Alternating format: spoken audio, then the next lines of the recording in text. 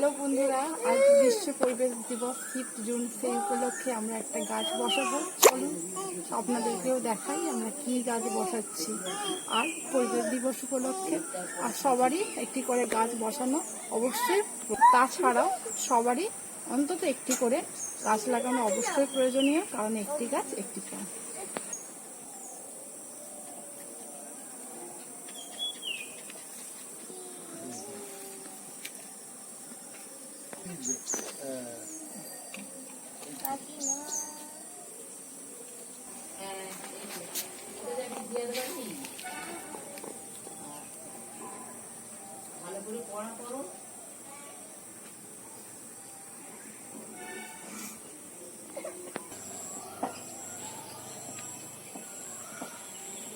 আমাদের গাছ বসানো কমপ্লিট।